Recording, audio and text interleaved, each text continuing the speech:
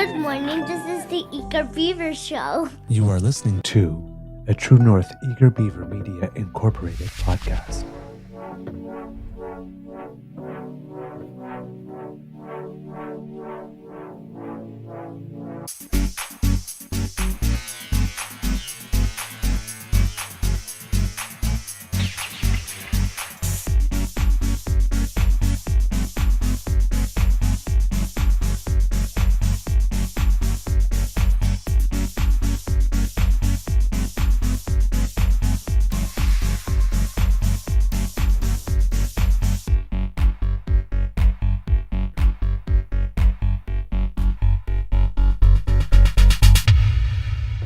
True North Eager Beaver podcasts are proudly brought to you by our founding sponsors, the Miss V Mysteries from Corvid Moon Publishing, your source for science fiction, fantasy, and cozy mysteries featuring a broad diversity of characters.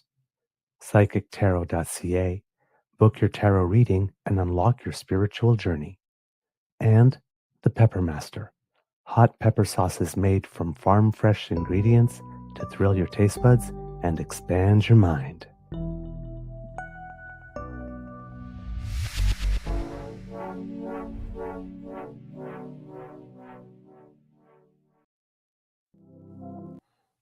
Well, good morning and hello, kids and cubs, and welcome to Season 5 and episode number 760, or episode number 74 of the True North Eager Beaver Interview Project.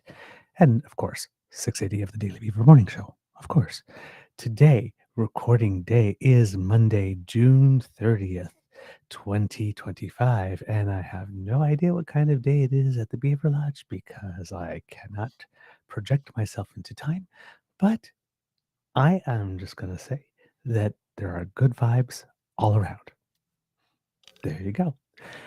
Big thank you to our podcast founding sponsors, the Pepper Master, the Miss V Mysteries from Corvid Moon Publishing, and, I just choked on my own saliva. Sorry. Big thank you goes to our podcast founding sponsors, the Pepper Master, the Miss V Mysteries from Corvid Moon Publishing, and PsychicTarot.ca. No.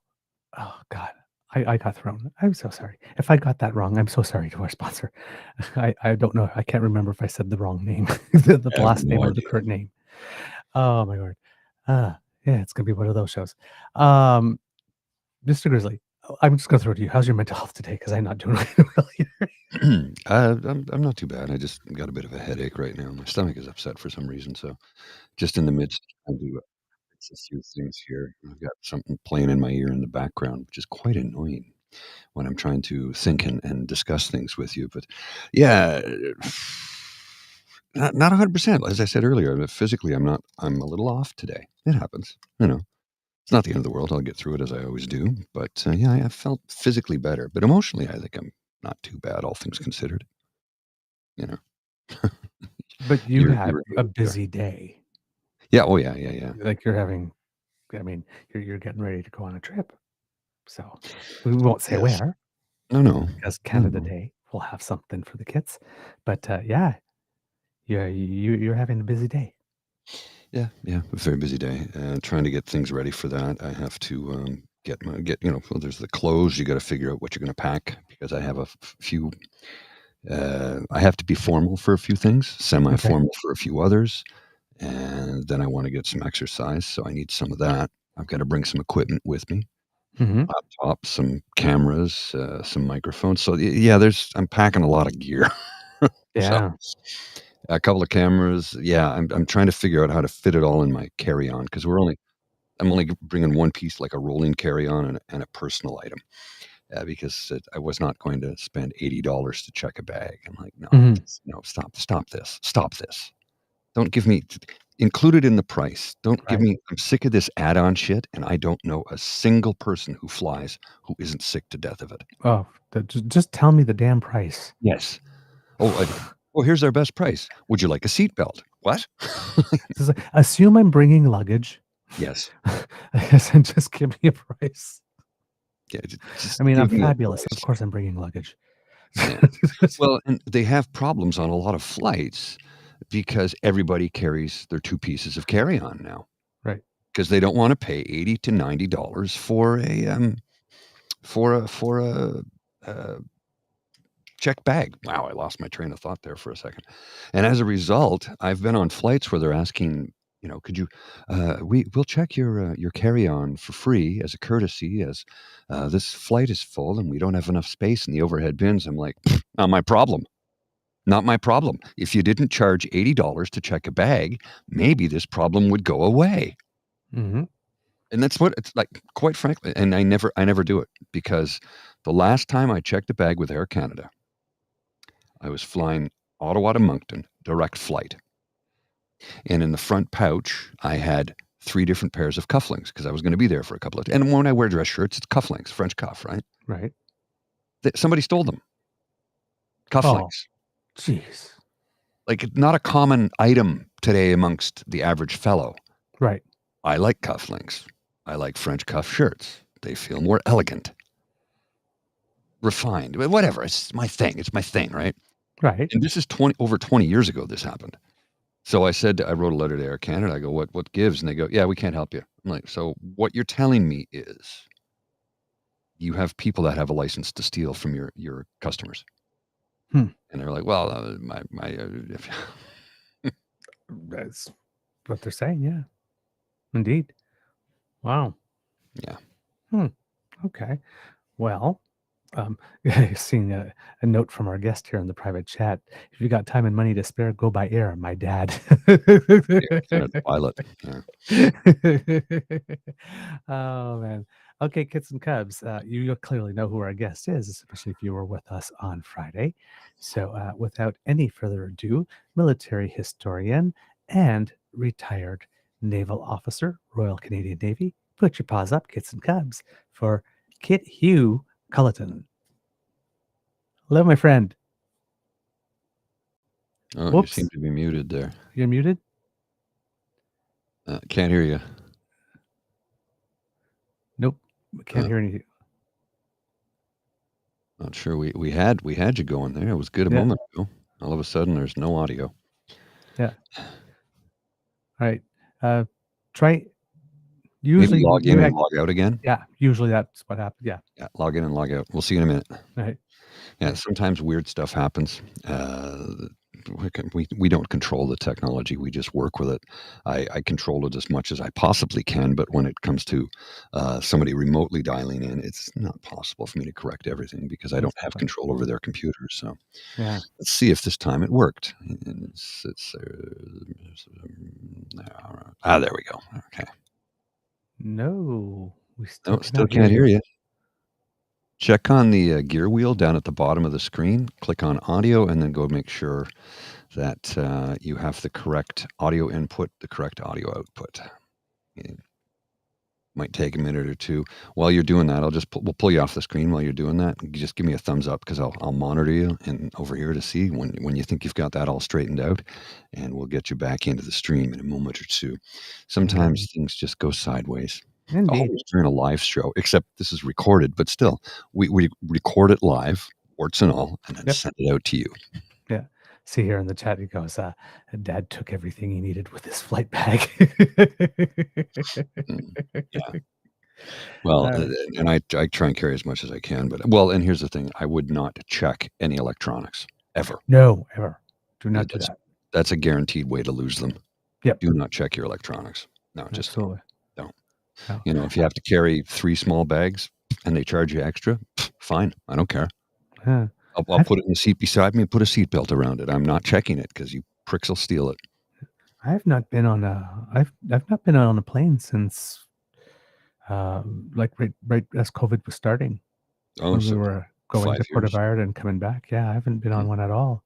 It just dawned on me. It's like my Beaver Sweetie had to go to Romania, of course, because his grandparents, grandfather, last remaining grandparent, passed away and had to go there and resolve the estate and all that kind of stuff.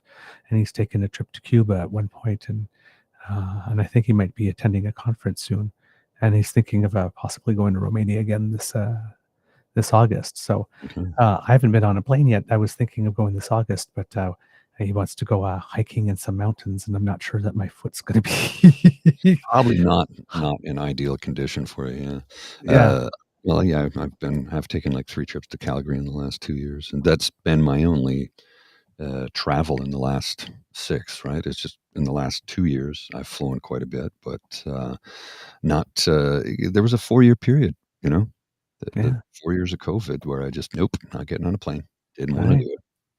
Didn't wanna do it. Okay. He says he hears and sees us. We Yeah, see you. Let's see if we hear you. can't hear you. Hold It on. was weird because you were before we There we I'm go. yeah, now still we can Now hear we here. you. hear you. I'm Yeah, freaking Yes. here. okay, excellent.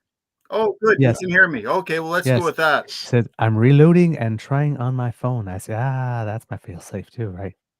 Well, I got my phone Just here in too. case, yeah. Just in It always case. works. Always works. Lovely, lovely, lovely. Well, it's like technology is always like an Italian sports car. I mean, everything works great when it works great. Yeah. Okay. Yeah, that's a good one. All right.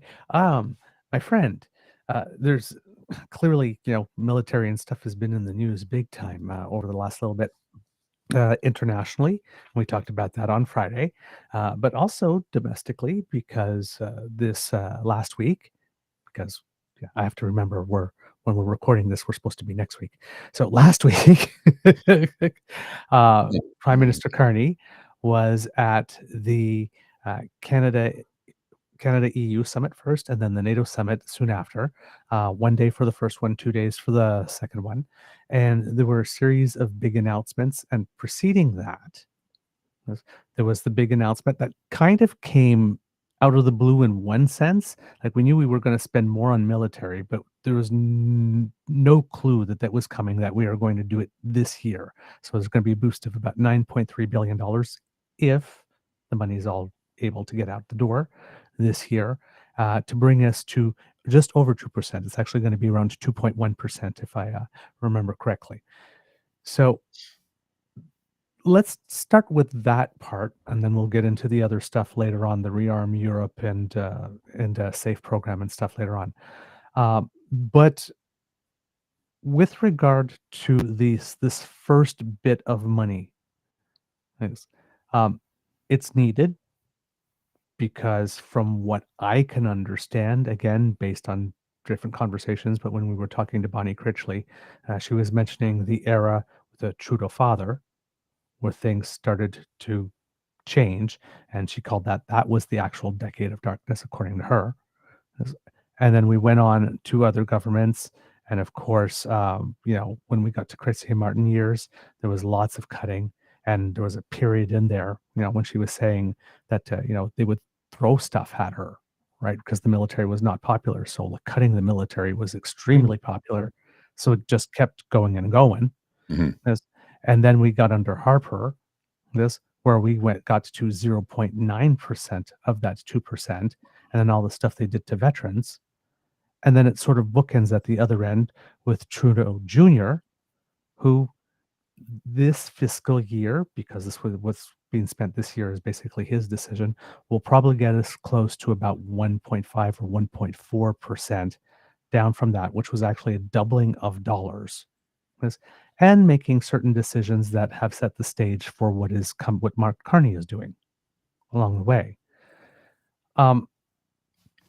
This $9.3 billion right now as an injection, this seems like it's a good thing. It's getting good reviews. What's your take on that? Okay. Let's understand Canadian defense policy has traditionally always been as cheap as possible for maximum benefit. Going back to before the First World War, we can go right back to Laurier. We started a Navy because we had to. Can you Yeah, hear we're me? listening. Yeah. Okay, awesome. Good. I just got a red line there. Okay.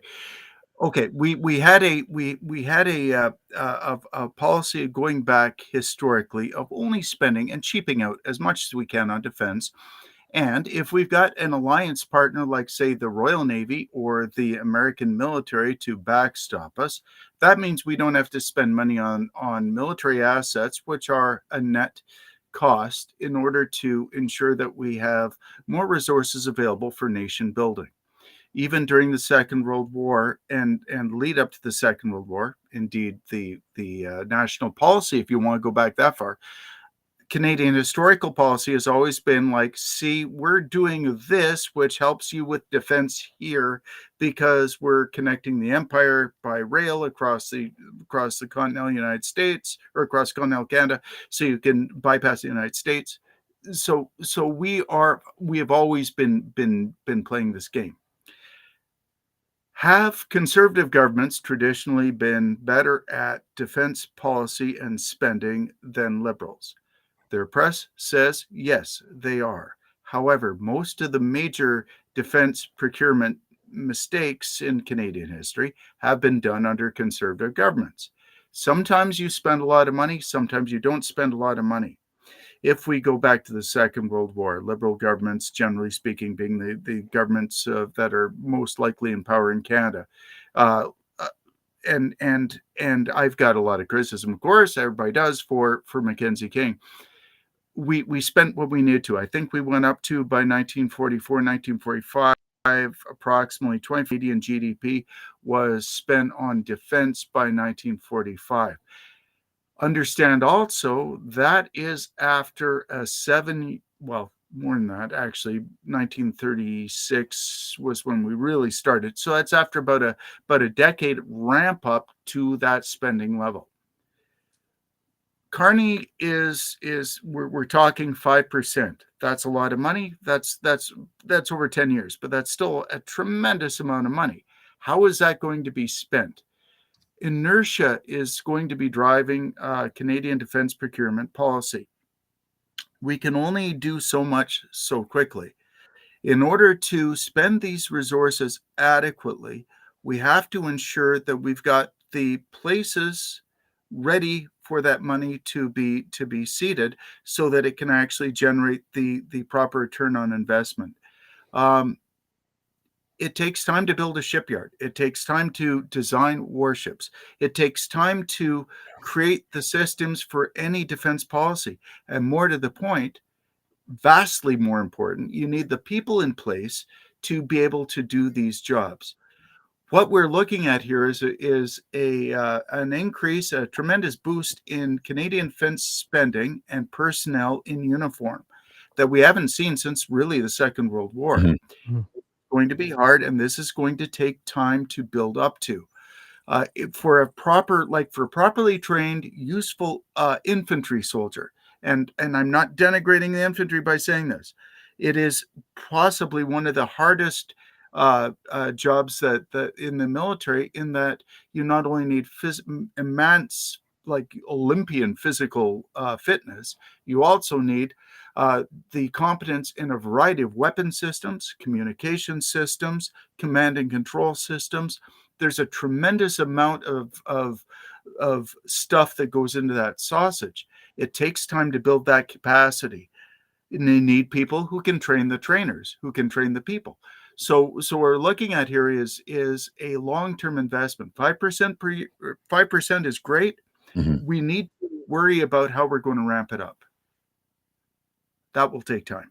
Yeah, no doubt. And the amount of money that'll have to be invested and time invested like you said, we have to train the trainers. Well, and let's also, as you're a base brat, so you understand this sort of stuff. Oh, yeah. The personal support, the support of the families, and ensuring that the folks that are going overseas and doing the actual job have that warm fuzzy feeling that their families are being looked after, and that their needs are going to be looked after should they not make it home, is also equally important. Mm-hmm. We have been underspending tremendously in veteran support. We've been underspending tremendously in base support and in personnel support. I mean, military base housing is minimal. Like we've been cheaping out for a long time. So a lot of this 5% is going to go back into rebuilding capacity that we should have been maintaining for the last 20 years. Right. Yeah, You can't we've do that really overnight. diminished. I guess that's Yeah. the takeaway. You can't do this overnight. No, and something to consider is the decades of undoing of the military in the sense that you talk about you want families to feel comfortable and feel safe and that they're taken care of. There was a sense of community on every base I lived on because I haven't lived on a base since 1987. But every base I ever lived on, there was a sense of community. So with my dad had to go away on course. My mother had a number of people she could rely on if she needed any help with the kids, or if somebody got sick, or she had to go. There was a community there that took care of one another, and that community has been decimated over the decades because they just Rockcliffe Base doesn't even exist anymore, right? We reduced over the last 35 years, we reduced a lot of the capacity of these bases to be self-sufficient communities. Yeah. You get to a point where because the emphasis, because it's cheaper, let's face it. I mean, this is done for fiscal reasons. The emphasis off base so that they're living on the economy in the community. That does a couple of things. It's cheaper, I guess, economically and financially for the system. What it does do, though, is it reduces the integrity of the coherence of the military-based community to support the people who are overseas. If we're going to be going with like a full-time regular force structure as the basis of our military, which is the Canadian tradition, we need to ensure that we maintain that coherence. We haven't done that. So that's something, like, if we're going to be spending a lot of money on military investments, that's something we have to build back, as well as ensuring that we're selling military service to kids and 55. So I'm going to call them kids, but to the people who are going to be entering the military, we have to be able to ensure that they see value added for what they're doing. The morale of the forces is what everything else is based on. That is, people are not committed to the operation. Doesn't matter how much money you throw at it, it's not going to be successful. For Canadian defense procurement and defense policy, we need to focus first and foremost on our people. Right. Good point, a valid point. And as I said, when I grew up, I always knew that the community was there, the support was there. When I was a kid, we didn't have to leave the base for anything. We had rec center, we had a hockey arena, we had a weight room, we had gyms, we had our school, church, the Canex, all of the things that you would have in any community off base, we had. Most of those things are gone. The Canex is still really awesome, by the way. I'm buying an electric bicycle from them right now, and no, they are off the charts. Like, there are good people there. There are people in the family support services who are doing their best for it. But we have not been. My argument, I guess, is basically we just haven't been putting as much investment into them since the end of the Afghan war as we really should have been. We fought a war. The last war we fought, the longest war in our history, was fought with the military absolutely being at a high tempo combat operation war, while the entire country was at peace. Right. Going forward for the next generation here, what we're looking at right now is going to be much more akin to high tempo or medium high tempo operations, akin to the Second World War, as opposed to what was done during the Cold War, during peace support operations, and during the Afghan war. We need to spend also, I would say, invest time and energy into ensuring that the Canadian population is spooled up to understanding and supporting this endeavor and understanding what the reasons are why we're doing this. During the Second World War, the Canadian government spent vast sums of money, National Film Board, things like that. Well, it's more after the war, but certainly they spent a lot of time and effort explaining, why are we fighting? Why are we doing this? Why do we have to do this? We cannot mealy mouth our commitments into the future, especially if we're in a situation where the United States is perhaps, if not an antagonist, is certainly not going to be a supportive partner. We have to ensure that our people are across the entire country are understanding the concept of what we're doing, so that we can put forward a proper front. Okay. So, oh, did we lose? Oh, I was just about to ask a question. We lost you. He's trying to come He's back. coming back No, there. he's right back there. He's I was vanished. just about to ask you a question and you disappeared. I don't know what I'm happened. still here. Yeah, no worries. So I'm going to get back to some of the questions we had prepared in advance, because this is a pretty serious topic, and let's face it, most of us don't know nearly enough about it. Now, you know more than the average bear, obviously, but the next question would be, and I don't even know if I won't have time to stay to listen to it, because I got to get to another meeting, literally. It's been a busy day for me. But the next question is, how likely do you think it is that we will have the ability to get that money out the door, and what we need to do to ensure we have the capacity to make it so? And on that note, before you answer it, I got to go. I'll see you later. I'm so sorry, guys, but I got another meeting. No worries. You do Okay, you, bud. bye. Okay, but that's an outstanding question. We have the ability to get the money out the door. Money is not the issue here. Canada can walk and chew gum at the same time. We always have.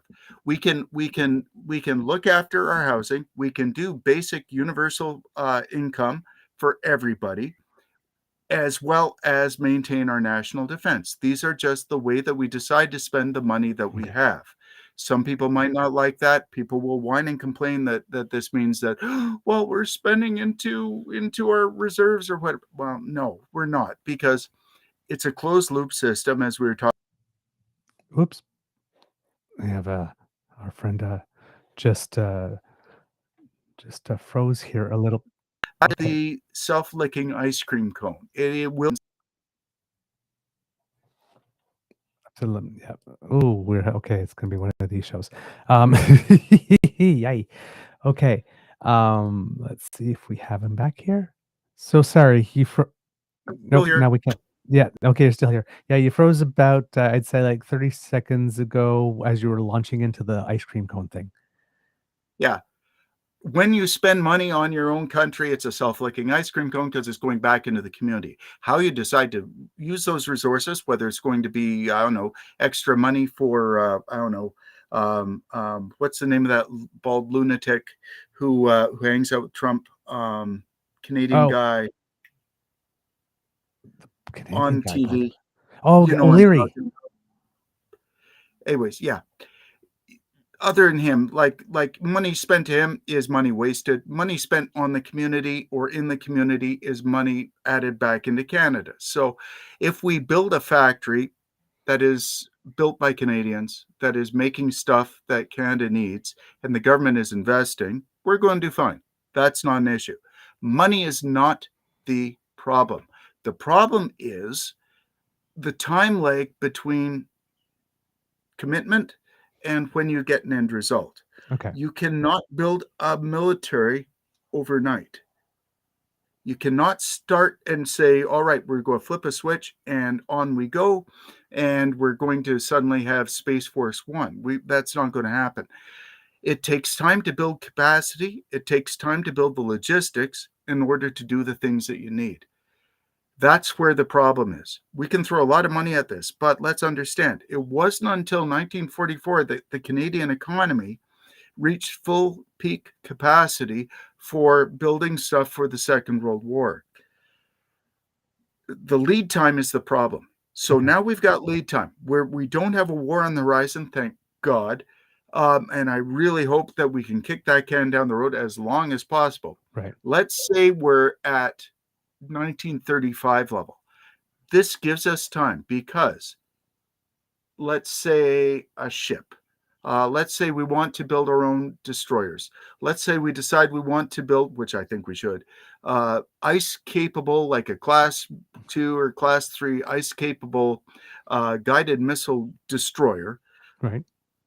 class that will be able to maintain our control over the Arctic and the Northwest Passage, which is becoming a very, very critical, like geopolitically critical area that we need to control. Absolutely. We don't control it, somebody else will. Russia's got a march on us because they already have the kit that can do this. Yeah, I think there's If we 7 decide world to build these nations that are fighting for that. Yes. And is China, as our variety of countries. But Yeah. if we are to control that territory, we have to have assets in place. That requires logistics. That means bases. That means people. That means a lot of equipment. That means a lot of structures. That means dry docks. A Navy doesn't sail on boats. A Navy sails on dry docks. Unless you've got the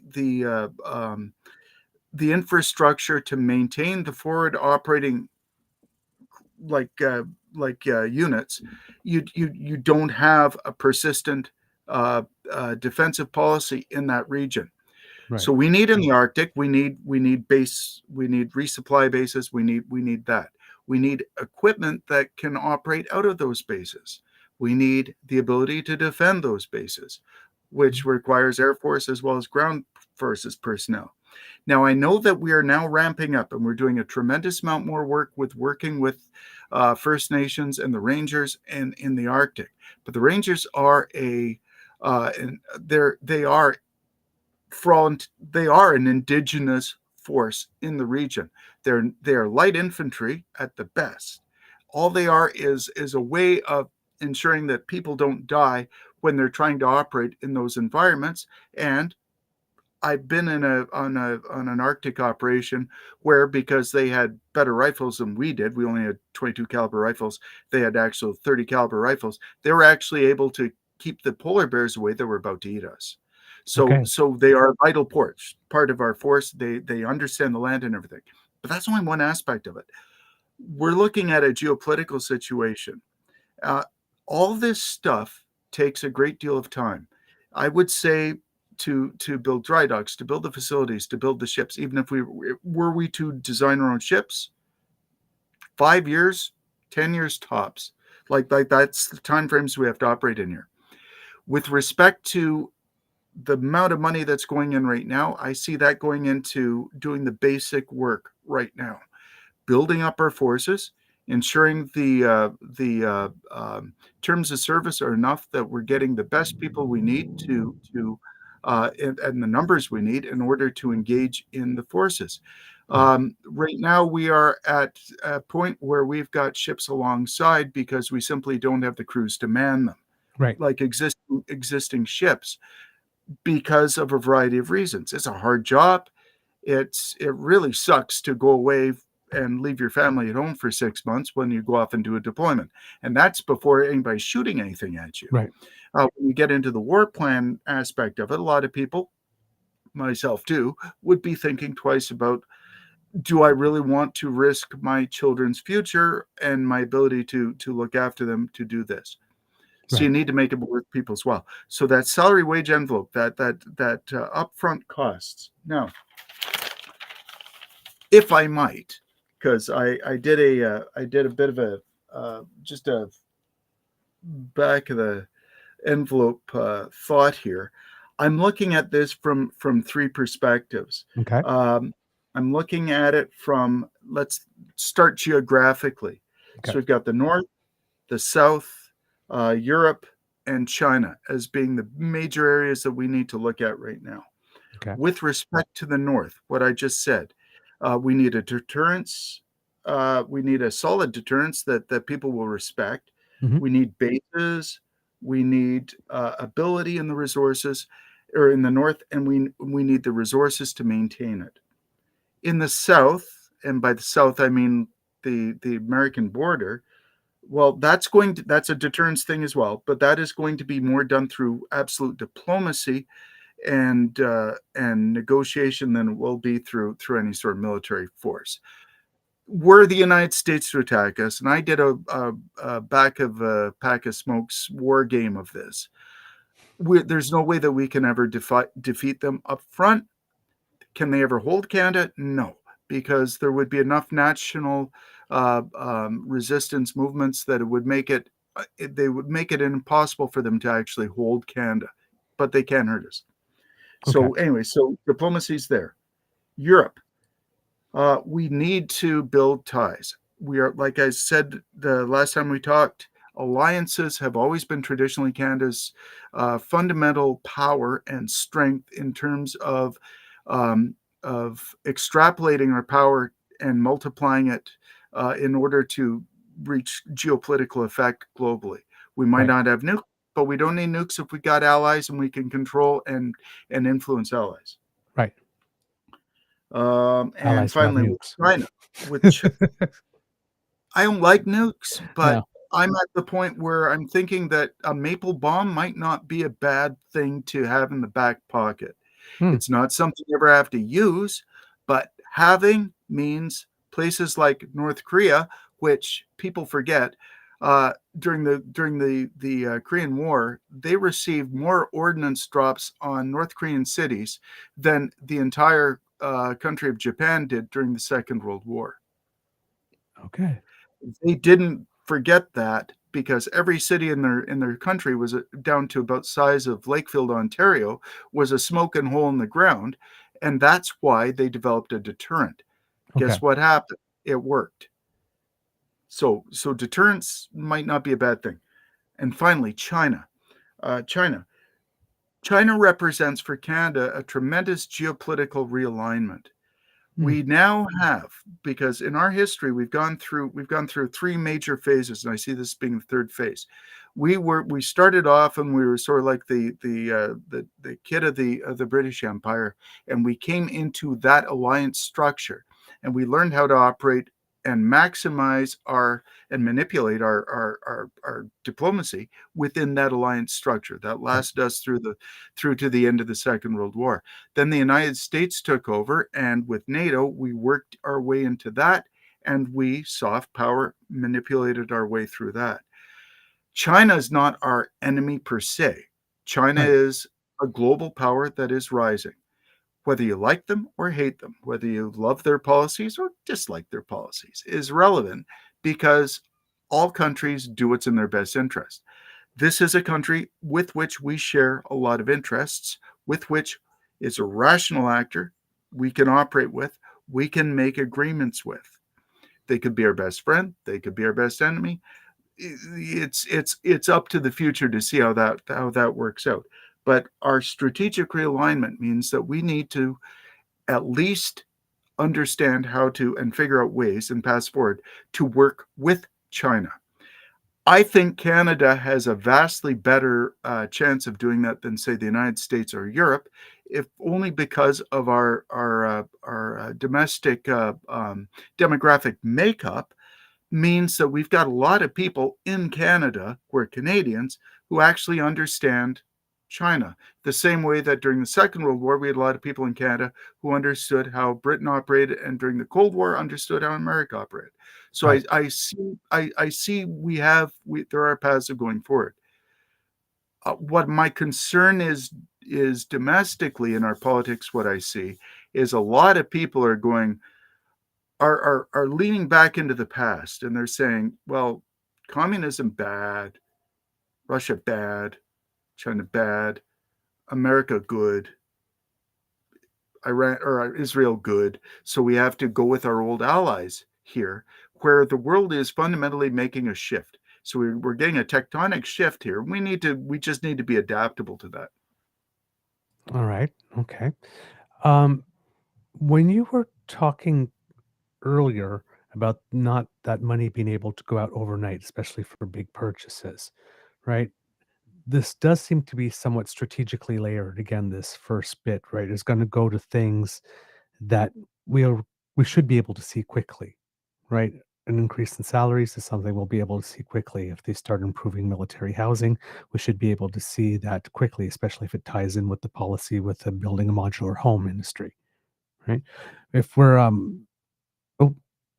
Is Hugh frozen? Yes, he is. Oh, darn. Hopefully, he can still hear me, though.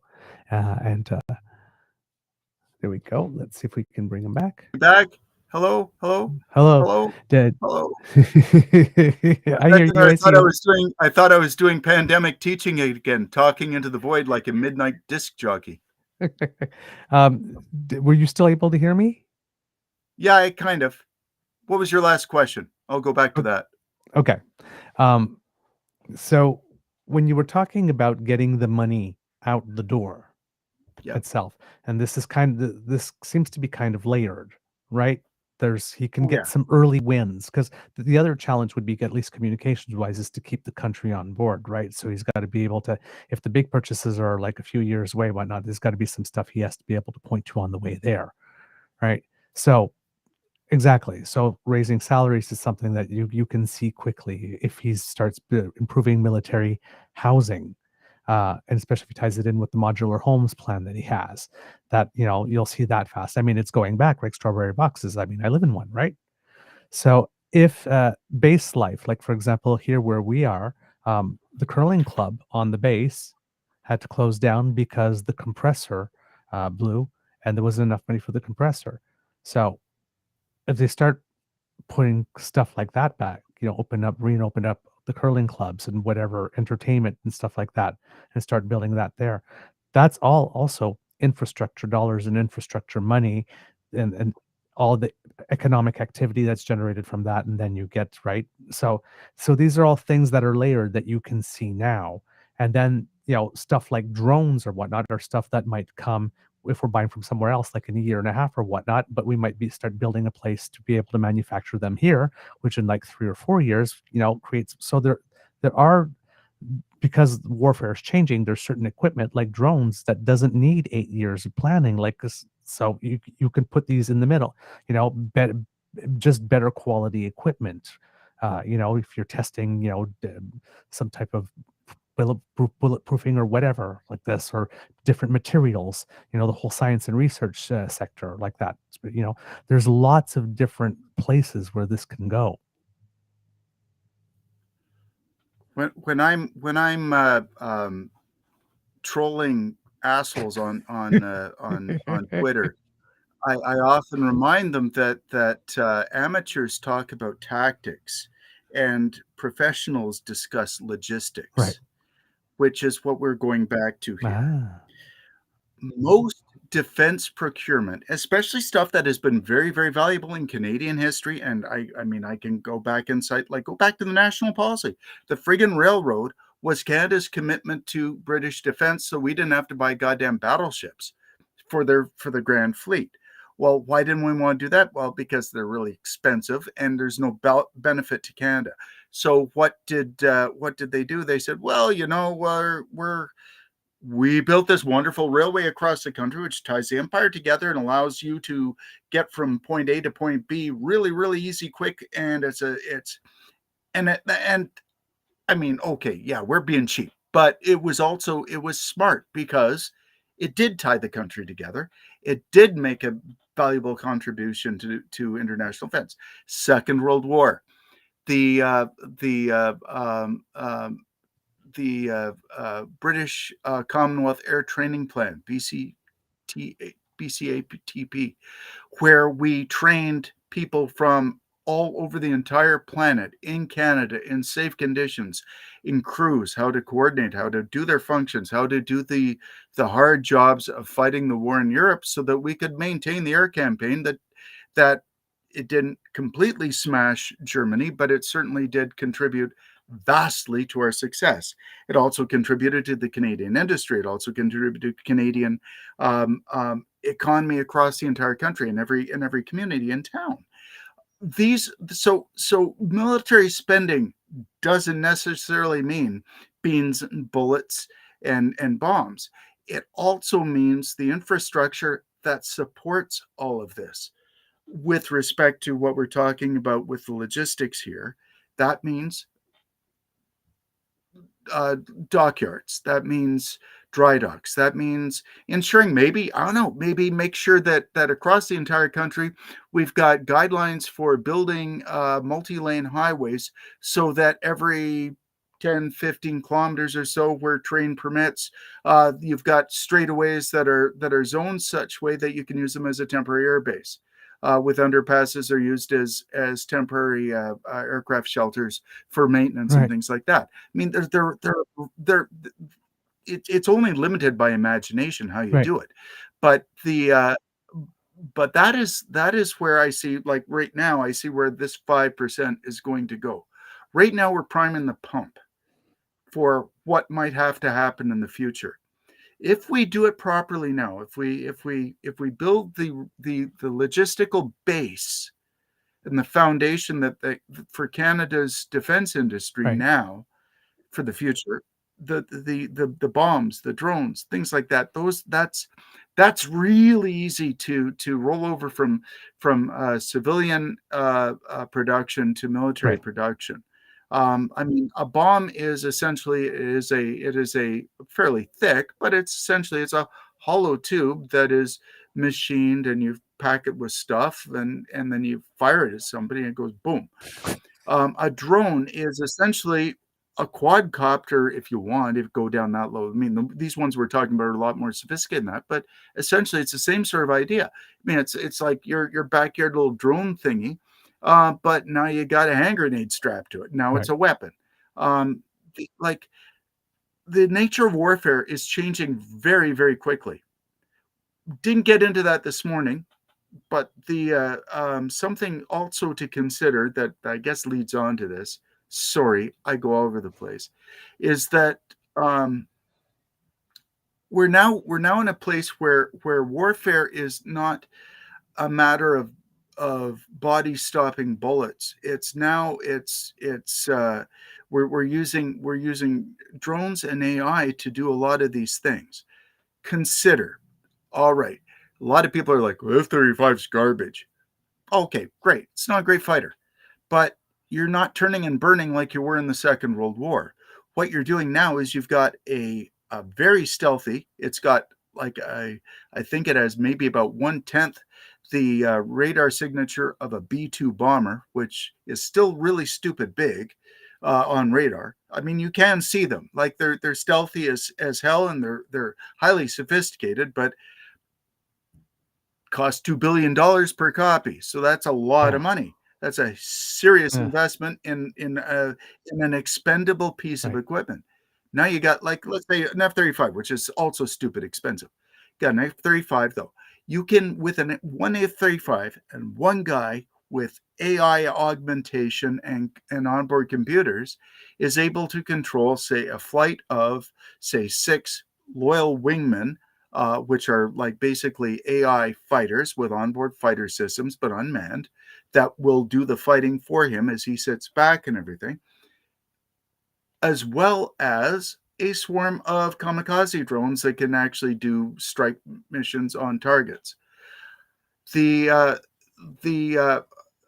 go back, I mean, I think it was 4 years ago, there was an interesting conversation on a fighter channel pilot that I'm a geek. I listen to stuff with my dad, of course, because he's a pilot. But it was a naval aviator who was doing an online simulated combat against an AI system. He was flying an F-18. The other thing was flying an F-18, and he realized that very quickly, within about 2 minutes, the AI had figured out what his TAC parameters were and was predicting and anticipating what his actions were. So he realized he was going to lose. So he just thought, screw it. I mean, it's just a game. So he jacked it up to full maximum thrust, cranked it up to maximum 40-odd thousand feet altitude and everything, until he was just on the edge of stall. And he said, and then I looked back to see what the AI was doing, and it was just basically circling like a shark down about 25,000 feet, waiting for me to stall out, and so it could smoke me, and it did. Now, understand this: that's one pilot who has got all the meat problems that every living creature does with stress and combat and worrying about your family and your kids and mortgages and stuff like that, versus an AI system, which if you take out that one AI system, all that information is also equally downloaded to the main database and is uploaded into all the other AI systems that are flying continual missions 24/7 all the time without getting tired in order to understand how best to beat the human systems. So the future is going to be in the technology and the implementation of technology. I could be very much wrong on this, but I see what's happening right now as being the true revolution in military affairs. Back in my day, when I still had hair, we talked about we still talked about like the computer systems as being like the revolution in military affairs. Now I think it's going to be the AI, because the AI is changing the fight in it's an exponentially different direction. This is what's happening now, and we're seeing this in Ukraine especially, but also in the war between Iran and Israel. We're seeing AI systems as being the equivalent to naval or to combat and combat management as machine guns and radios were back at the beginning of the 20th century. Okay. It's going to be profound, and nobody really understands yet, because we're still working through it. Nobody understands how that's going to play out. But all I'm telling you now, those carriers that the Americans are sending out to the Mediterranean and the Red Sea and the Persian Gulf, they represent the 21st century equivalent of a dreadnought. And we're going to see, like, if you lose one of those ships, and it only takes a very small hole in a radar screen, somebody making a mistake in the CIC or some other issue, or a jamming issue or something, for one missile to get through, and you've got a carrier and 3,000 sailors on the bottom of the ocean, you've got a completely different situation. Right. Okay. So that's the changing warfare. There's something else that the Prime Minister said the other day, that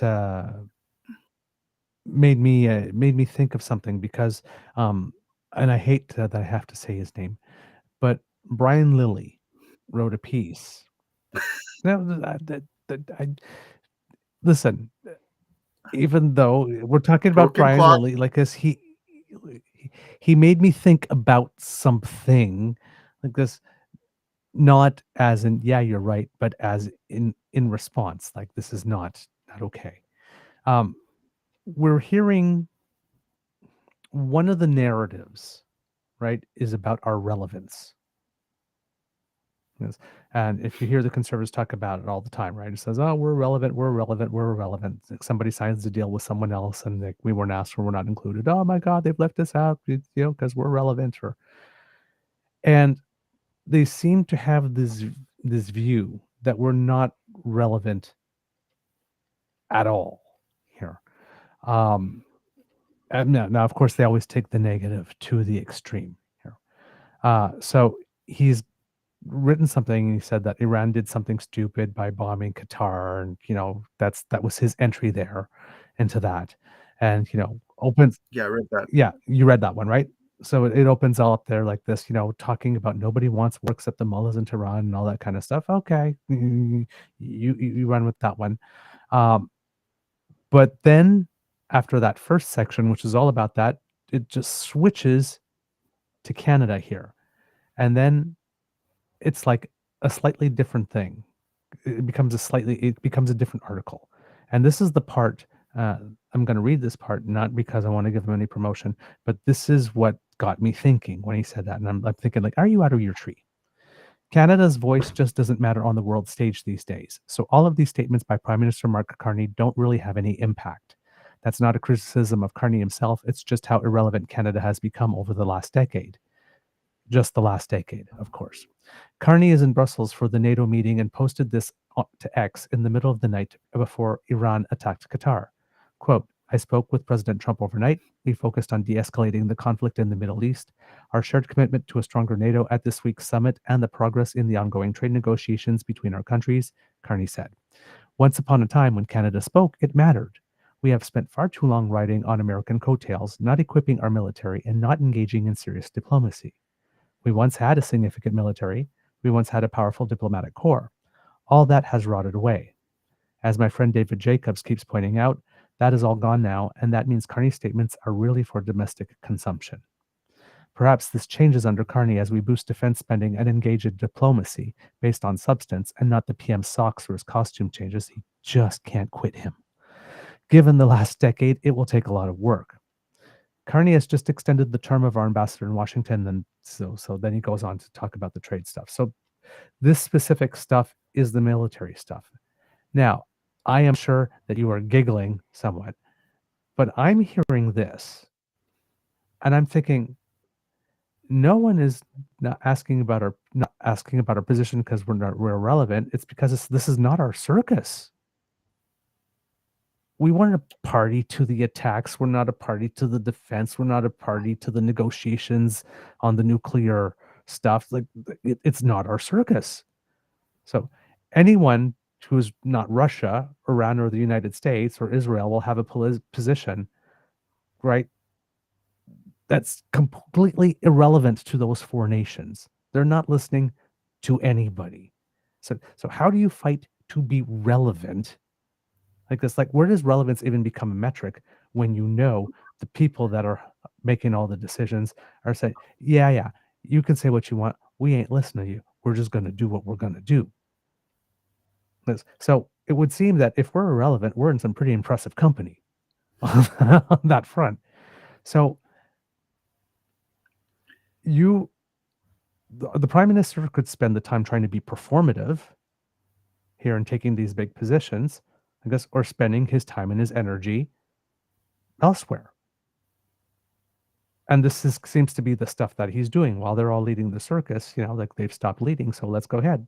We'll lead. So, and then we have what we're doing in Latvia.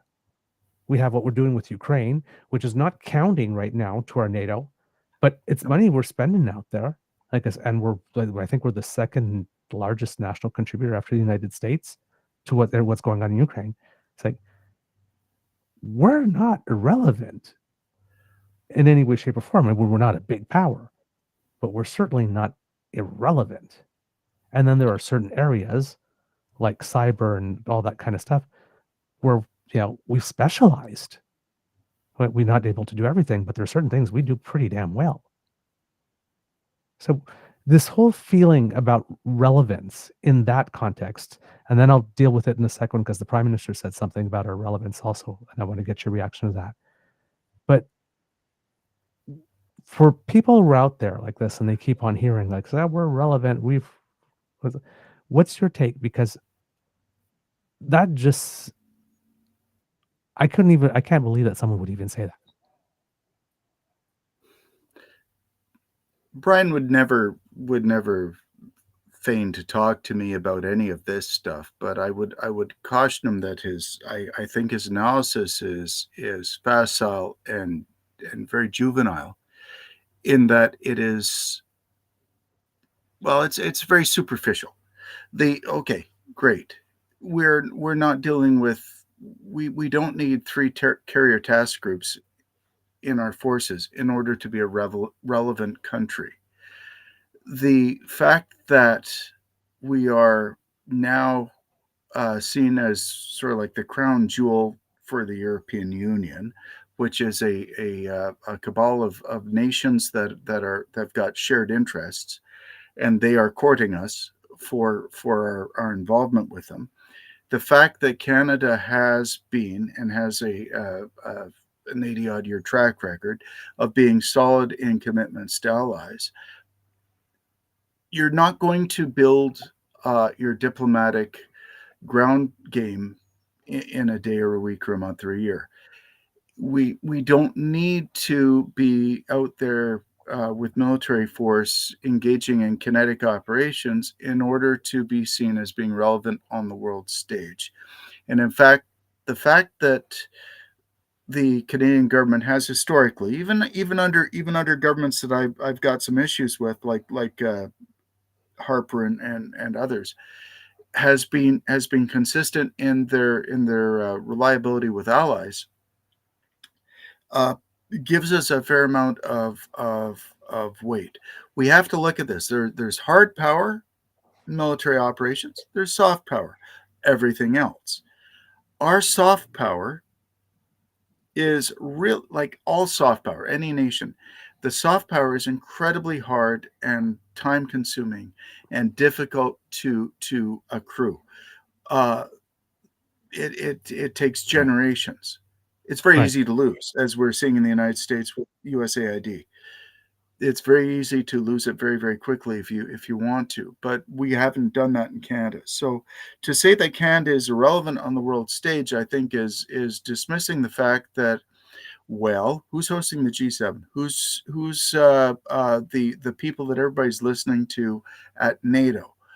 Who is doing the adult in the room when it comes to manhandling Trump and ensuring he doesn't fuck everything up for everybody? It's going to be we've seen that Canada is seen as being the prudent, rational actor in the room. So I think that's a major issue. Okay. So okay, Brian is correct. Is there more we could do with respect to some aspects of our defense policy? Yeah, there is. There always has been, but I don't know. I don't think he's looking at this as, of course, he's a journalist, so he's looking at getting likes in his press. So I imagine he has to be a little bit more proactive about that, or provocative about it. Okay. Right.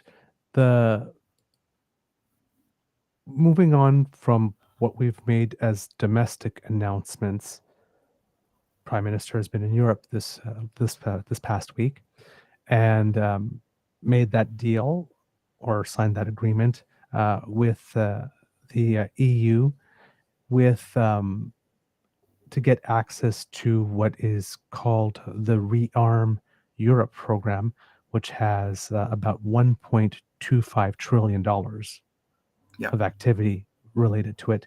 And then the SAFE program, which has another 150 billion euros, which is about $243 billion. And that I believe, is to access some loans at some, I would guess, some rather favorable rates in order to be able to do that. I'm not sure exactly over how many years all of that is, or if it's just a pool of money and, and it gets spent. But what is your assessment of that kind of impact, of that kind of money? And given this new relationship, and given the fact that the United States is not as reliable a partner as it was once viewed, what is the potential for us there? The downside is that we will have to negotiate with an America that is insulted that we are turning away from them, and that's going to be something that will be difficult to deal with. The upside for Canada is that diplomatically, this ties us closer to a variety of countries that are likewise liberal democracies that share similar values and similar global interests, and helps to ensure greater pool of allies that we can draw on if we need to. The third thing, industrially and economically, by getting engaged in this, I would see this more or less, it's a lot of money, but let's be blunt, like $1 trillion here, $1 trillion there, and maybe sometime down the road you're going to be talking about real money when it comes to defense spending and things like that. It's like this is a big high stakes game. Right. What it does do, though, is it opens the door to us for us to European markets, and allows us to integrate some of our industrial base and capacity with countries that we can share. I mean, I'm looking at things like the proposal from Sweden with respect to Saab and Gripen, and having domestic production of certain European type fighters or design fighters and things like that here. This isn't the first time we've done this. We did this during the Second World War as well. We were branch plants for many European countries. But the money stays here. So Right. I can't see this as being anything other than a general net win for Canada from a diplomatic and an industrial perspective.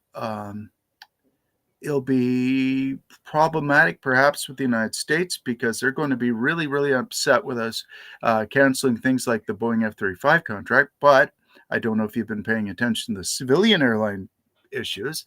Boeing is dying. And so removing ourselves from dying corporations might not be the worst thing that we could do. And there's solid grounds to do Yeah. it. Well, it's like almost like one of those Roadrunner and Coyote things where you're looking at a tunnel and there's like a white dot. It's like, I know that's a train. I think I'm just going to step off the tracks right now. Thank you very much. The 787, Yeah. the Dreamliner that crashed, the India plane. It's starting to look tremendously. They're looking for all sorts of solutions for that, whether it was vapor lock or a fuel contamination issue or things like that. It's starting to look like what it was an electrical fault in the programming of the system, which again would be in keeping with what happened with the 737 MAX and some of their other quality control problems. Like their entire company, they lost a tremendous amount. In order to reduce, expenses, they reduced a lot of their more experienced workforce in order to automate it, and now we're starting to see the problems of that.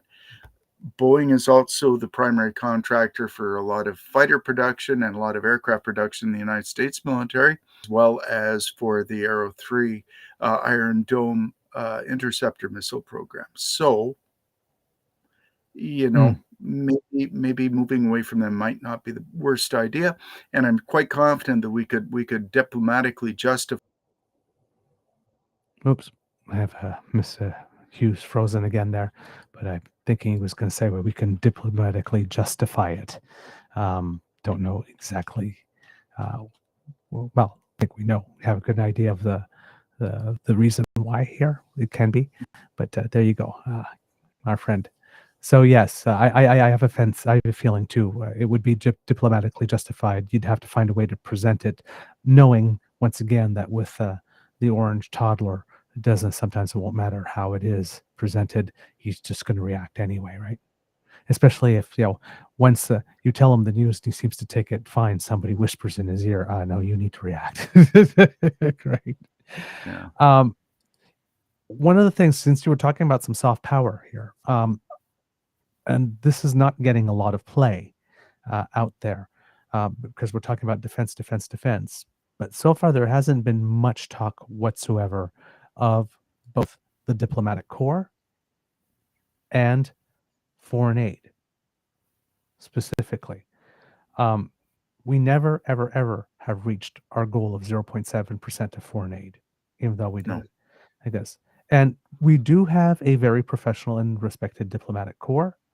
But I'm not sure if there are issues with it similar to the military in terms of either being under-resourced or not remunerated enough in order to be able to have the retention or all that kind of stuff, or just ways that it might be able to be used in different capacities, given the changing way that warfare and international relations is going to happen.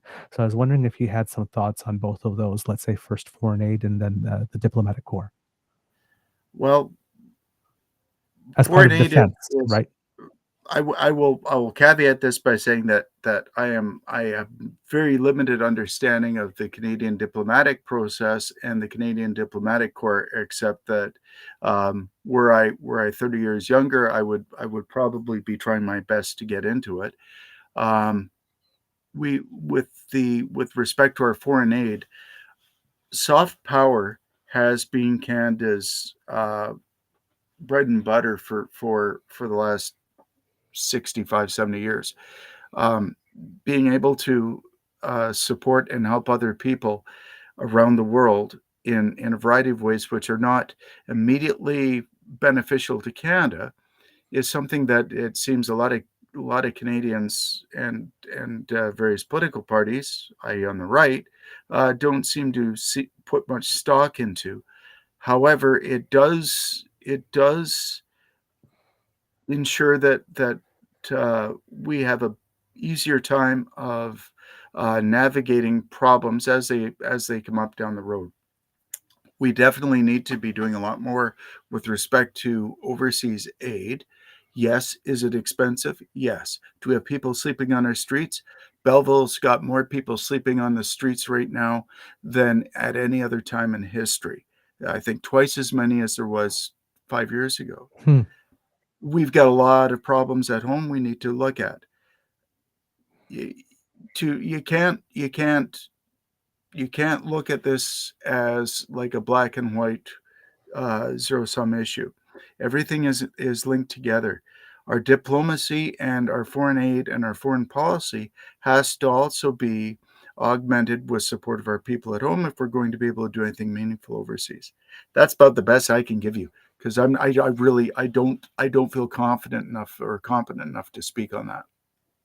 Okay. How could you speak to the value of it though, strategically? Absolutely. Okay. Like when you invest money, when you're feeding somebody's kids overseas and they see a maple leaf on that bag of food that their kids are eating, you go up a fair amount in their books. That means that when their government says kill these people, they're less likely to do that. That is, from an operator perspective, like from a straight military perspective, that's a win. But so every dollar that I guess, riffing off of Eisenhower, who said that every dollar spent on a bomb, every bullet, every ship at sea is a dollar, is food taken on the mouth of a child. Every dollar that we invest in feeding children, in housing people, in supporting families, is one less Canadian kid that is going to be put in harm's way sometime in the future. Right. We're all in this world together. We have to work together. We have to help each other. And by engaging in the global community, even in this dark time where we're retrenching and we're going back into our own bunkers, and it's screw you, we got ours, and we're looking after us. Every dollar you spend helping other people, you get value back from it. But other than that, my friend, I'm being told by my boss here that I've got to get going here because I've got a meeting. Oh, okay. Do you have time for one more? Absolutely. Okay. It was probably just well, I didn't actually get you to respond to the thing I wanted you to see from Mark Carney about talking about irrelevance. So I'll play that one. It's just about a minute or so, and I just want to Sure. get your take on it. Please.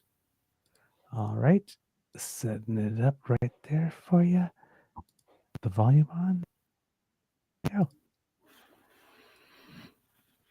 At the core of our defense investment, of course, are the men and women of the Canadian Armed Forces. And as I speak to you today, Canadian troops are participating in NATO deterrence and defense missions across Central and Eastern Europe, as well as building capacity in the Middle East. As part of Operation Reassurance, Canada is leading a 14-nation strong multinational brigade with over 2,000 Canadian Armed Forces in Latvia. We're working with our allies and partners across Europe to train Ukrainian soldiers who are defending their homeland from Russia's illegal and barbaric invasion. These are the women and men we are investing in. The forces we will expand with new incentives and new recruitment efforts. Le Canada. So, are you still with me? I got it. Okay, you did get it? So, what is your take on that particularly, where the prime minister is making a point that we are exactly relevant? Oh, we are okay. Without trying to it- sound jingoistic, I would say that Canada is approaching one of these these inflection points where we're actually well positioned to uh, be a linchpin for global stability. Okay. We are, as we always have been, as a member of the Western Alliance, we have been involved with a lot of other countries around the world, and especially in Europe and North America. We've gotten experience with dealing with, perhaps not as well as we, of course, not as well as we should have, with our own past history and errors politically and with respect to human rights.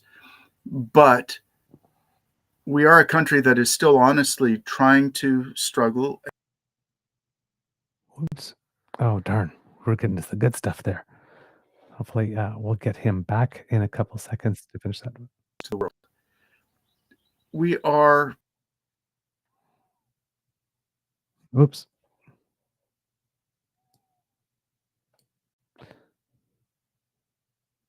we're essential in that we have a foot in a variety of different worlds.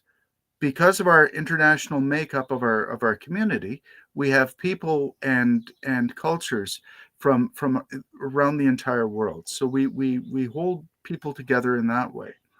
Right. The way that the government is approaching things in a pragmatic and yet still reasonably empathetic way, not saying that we're not still dealing with a tremendous amount of genocidal issues, and I'm not saying that I do not have a tremendous critique for the Canadian government with respect to the way it treats First Nations people, which is abhorrent and it still needs a tremendous amount of work.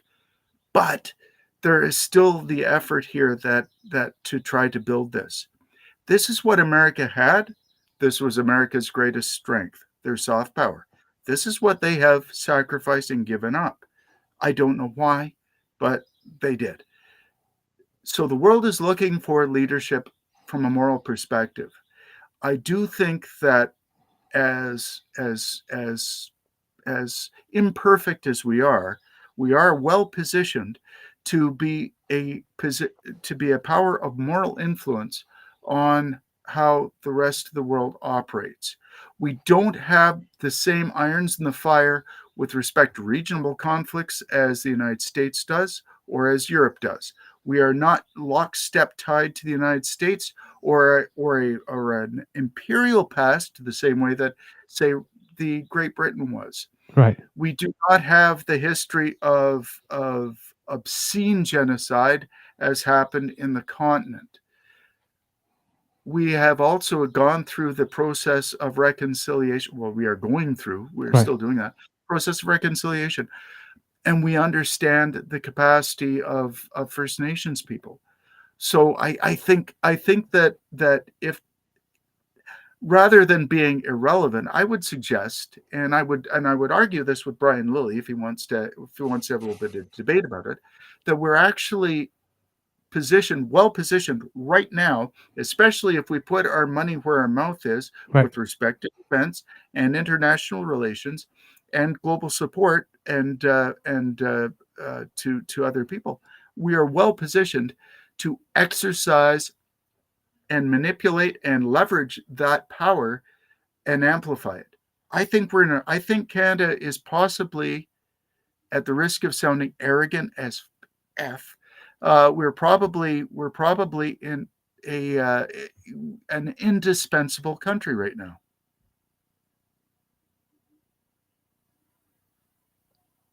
Indispensable. Okay. Wow. That's a good Especially note. given our geopolitical condition. If you want to look at geopolitics, you can look at the Northwest Passage, which is becoming the vital waterway for the world now that climate change means that places like the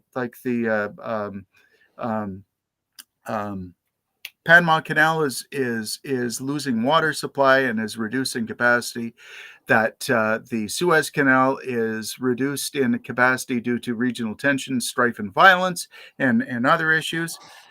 We might very well be placed to be not just the moral center, but also the center of geopolitical gravitas going into the future. Ooh la la. Listen, we had the economist David Gray on our show a while ago saying that if the United States keeps on doing what it's doing to itself economically, we might actually end up being the reserve currency as well. So, yeah, you're right. We're pretty well You positioned. remember that movie again? I'll go back. Let's tie art back into reality here and go back and look at that movie Civil War, where they go into the gas bar and they say, "Hey, we need gas," and they're like, "Yeah, I got $25." They're like, "Yeah, $25 will get you a cracker," and they're like, "No, it's 25 Canadian." They're like, "Oh, now we're talking." Love it. My friend, thank you so much for joining us and sharing the depth of your knowledge with us and giving us, It's just opinions. It's just opinions, and I've got a lot of work to do, but like I was saying this morning, like I've got a lot of work to do on the analysis. There are a lot of good sources of information out there. I would recommend that Yes, please. anybody who's listening, who's interested, seek out and Google the Conference of Defense Associations for geopolitical analysis from a Canadian perspective, and as well as Tim Cook's work. He's the chief historian at the National War Museum. Went to school with him. Great guy. Absolutely outstanding guy. Like you'd really like him. And yeah, read. There's a lot of stuff happening here. And unless you start to, as an individual person, try to get through the BS and look at the basic sources, you're going to get a very warped opinion about what's actually happening in the world. It takes a lot of work these days to actually get to the truth. That's a nice word on which to leave it, my friend. Thank you so much for joining us this morning. Thank you for giving extra time. I know that I asked you one last question and kept you a little longer, but it's just so interesting. For you, anything. Thank you, my friend. And so have a wonderful day, and I'll sign off because you have to go. Bonsoir, monsieur. À bientôt. À bientôt. There we go, kits and cubs.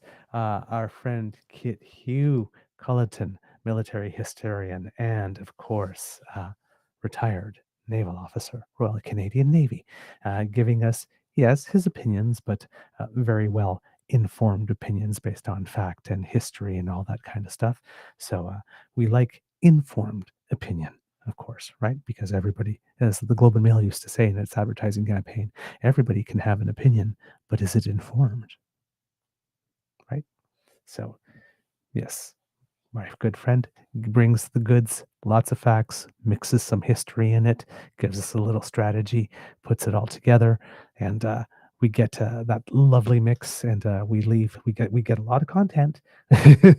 So yeah, lots of, but we're much more edified and equipped to be able to navigate all the competing narratives that are thrown our way, particularly on this file, because there's not a lot of us that have that much expertise on it. So it's always nice to have people in your circle who know and can point you to, yes, you need to pay attention to this. And yeah, that's someone's just pulling your leg here. Before we go, kits and cubs, I didn't have a chance to do it on the regular show, but there was some news that came out earlier this morning with regard to wages. Average wages for working Canadians outpaced inflation on a year-over-year basis in April, according to data from Statistics Canada. April's earnings sheet, which was released on Thursday morning, reports Canadians earned $1,297 per week on average. That's 4.4% increase year over year, while inflation increased just 1.7% in the same period. Last month, inflation had decreased a lot because of the official end of carbon pricing. But here it seems that sorry, not the official end, but when carbon pricing was suspended, it was working its way through the system and arrived there. And people were expecting it to go up rather quickly again, and it didn't this month. So it was kind of a surprise number. That's why you got the word just 1.7%, because people were expecting a little higher. Average wages also rose 0.8% compared to the month prior. So there you go. Very interesting news there. There's more information about like who makes the most and who makes the least. It seems that there's also been a year-over-year decline recorded in healthcare's and social assistance, accommodation, food service, and construction, and with regard to the vacancy rate. It seems that, and I'm guessing that this is job vacancy rates here. In British Columbia, the vacancy rates fell by 8.5%. So that's interesting data there. And there was bigger changes in Alberta and New Brunswick, Newfoundland, and Labrador in terms of contraction.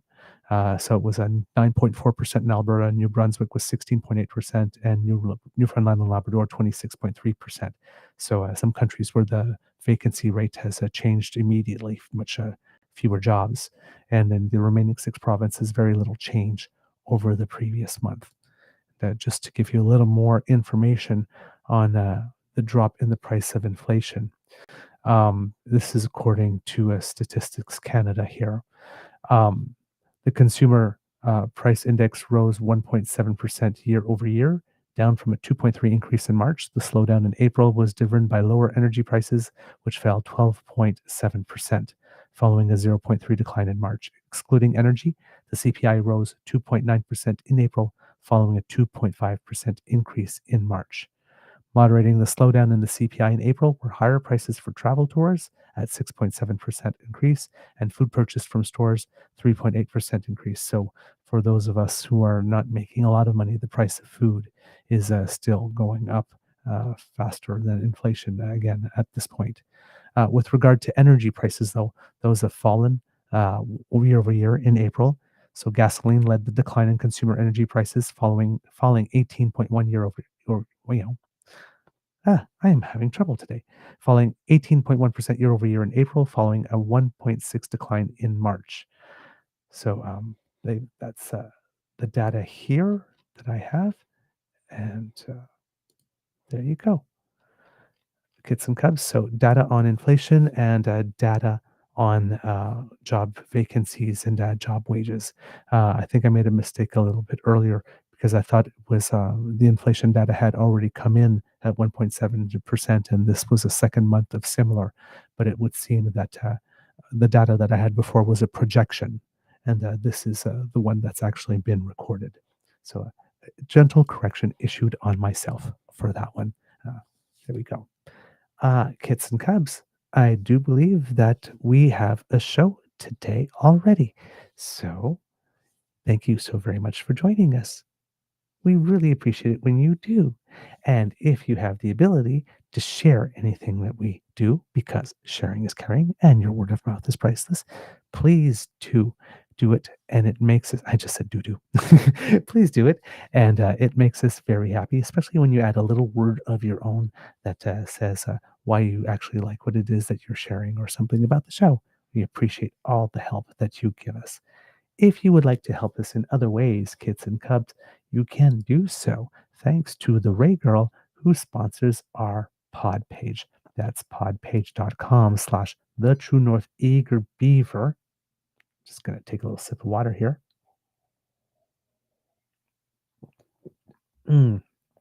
So podpage.com/True North Eager Beaver with a hyphen between each one of those words. And when you go there and click subscribe, when we have something fresh off the bandwidth, it comes directly to you. You do not have to go look for it. We make it easy. It comes directly to your favorite podcast feed. Now, Kits and Cubs, if you would like to make sure that you hang out at the coolest place on the web, well, then you need to listen to Kits Cassie and Kits Elaine, who will be beckoning you to visit the True North Eager Beaver Media Incorporated YouTube page. where we have 3 buttons for you with which you can smash: like, share, and subscribe. And for those of you who are listening now, if you remember to smash now, you don't have to remember to do it before you leave. So make sure you take a little moment to give our buttons a tickle. It makes us feel so good and it helps us with the algorithm. And if you happen to be listening to us on podcast, Kids and Cubs, and you have the ability to give us some stars and reviews, please do. That helps us a lot as well. If you would like to help us in other ways, Kits and Cubs, because you've appreciated the last 2 days with Hugh to give us additional information and context about what's been going on, both internationally and domestically, with regard to defense and national security and stuff of the like, then perhaps you would like to encourage us to produce more of this type of content for you and deliver it. And you can do that by going to our coffee page. That QR code that just appeared in the corner will bring you there. And if you are listening, it's www.ko-fi. Well, you don't need the www really. So ko-fi.com/eagerbeaver, all in one word. And if you go there and drop a little coinage in there, it makes us, well, extremely happy. I mean, your support has been absolutely delightful over the past few years and has helped us a lot. We are grateful for it. And Kids and Cubs, of course, you know that every donation increases your sex appeal by 26.3%. We tested it in our labs. It still holds true. We retest frequently to make sure that we're still telling you the truth. So thank you so much for your kids, your help and your support, Kids and Cubs. It really does mean the world to us, and it does help. Everything goes back into the show. And speaking about going back into the show, if you would like to make your donation in a Buy Canadian way, very important to some people, if you send an email transfer to truenortheagerbeaver@gmail.com, 100% of your donation comes to us, and you avoid financing the USCE Tech Pros. Win-win. Also, talking about things that go back into the show, as I was saying earlier, when you write to us and let us know what you think about the show and you give us your feedback, you tell us what you like, what you didn't like as much, what you think we can improve on, give us some suggestions for guests or stories or topics to cover.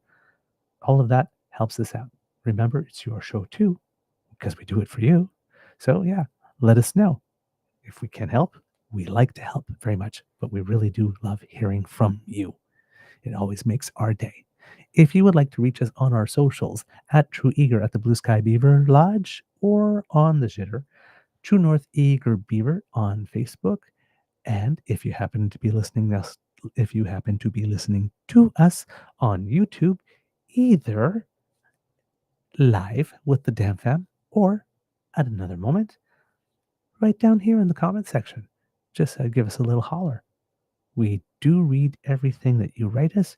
We're not able to get back to everyone, but trust us, we do read absolutely everything. Kids and Cubs, because democracy is something that you do. Let's see. What do I have for you today? Well, if once again, you would be able to give a little bit of help to some personal friends who had lost pretty much everything in a fire, that would be very, very, very helpful. If you go to GoFundMe, that would be very, very good. And it's the Sullivan family campaign. Like I said, it hit them pretty hard, and it would be very, very nice to get a little bit of additional help. And hopefully, before we sign off, I'll be able to put some information there in the chat for you if you're able to help with that. Of course, our brothers and sisters and our neighbors in Saskatchewan and Manitoba still do need some help as well. Even though the matching period is over, that doesn't mean that help is still not required. So if you are able to, Kits and Cubs, that would be absolutely fantastic. You would www.redcross.ca, or you would send an email to wecare@redcross.ca, or you would dial 1-800-418-1111. There you go. And that will definitely help a lot of people and do a lot of good because, as you know, we haven't been talking about them a lot lately because we've been dealing with a lot of other topics, but it's still wildfire season and a lot of people are still being affected. There's some people, of course, who have been able to go home, which is great. And we're very happy for those who've been able to, but not everybody is going home to a community that's as vibrant as it was, or as complete as it was at the time. So anything that you can do, kits and cubs, would be very, very helpful. All right. Let's see. I guess that's words. Um, Tomorrow is Canada Day. So in whatever way that you celebrate the occasion, or don't, because some don't, their relationship with Canada is completely different, and it's completely understandable. For those of you who do, however, celebrate, I hope you have a wonderful time. It's not so much words of wisdom, so let me turn them into words of wisdom. Like this, please have a wonderful time, and take a moment to reflect, particularly now, with all the talk of separation in certain places, and some people not seeming to be willing to give a full-throated defense of Canada, and a lot of people trying to tell us that we're broken. Try to see the good, because this is a really, really beautiful place with gorgeous people. Uh, we've got a very, very good thing going on here. People from all walks of life getting along, coexisting, and a lot of us, either the people born here or people who arrive here or the next generations going further, right? It's it's a, as Mr. Grizzly keeps on saying, right? Canada is a dream.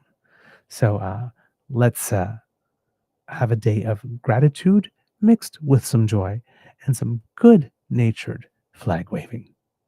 And we'll be here, of course, tomorrow with you on Canada Day for those of you who will join us to celebrate a little bit. Mr. Grizzly will join us. He should be where he was going to. So we're going to have a special location, I guess, that Mr. Grizzly is going to bring us tomorrow for Canada Day. And it's I'm very excited about it. Hopefully, we'll be able to get some video over the weekend that we can show you on the show as well of where he is. And that would be an interesting little element. So, kits and cubs, we will see you tomorrow, which will be Tuesday, even though it's still Thursday when we're recording this. And yeah, I think that's good. All right, kits and cubs, at the count of 3, it's audience participation time. I need you to say, Mr. Beaver, please cue the cock. In 1, 2, 3. Oh, yeah. Oh, that sounded very, very fun and patriotic. I'm happy to do it. You are listening to a True North Eager Beaver Media Incorporated podcast.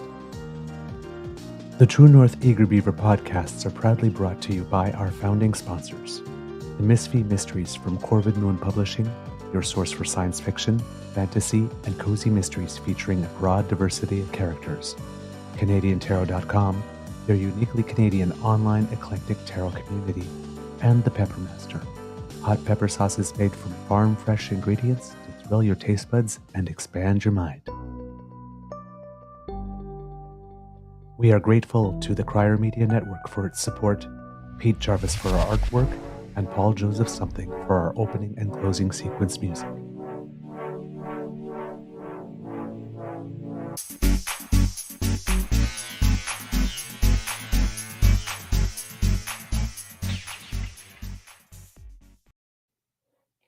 Oh, there we go. For some reason, the QR codes didn't want to disappear, so you got them for a little extra bit.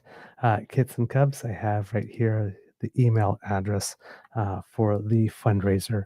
And if you go to the GoFundMe page, it's called Please Help the Sullivan Family. I'll put it up on the screen over here for you, just so that you can take a look and you are on the right page if you are. So there we go. Their goal is 30. They're not very far along yet.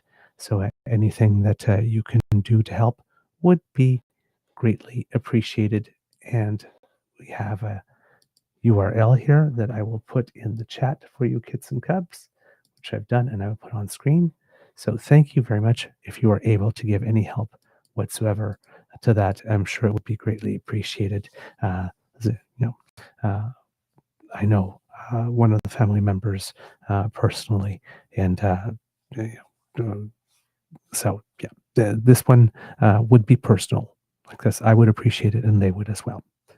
Thank you so very much, and we will see you tomorrow.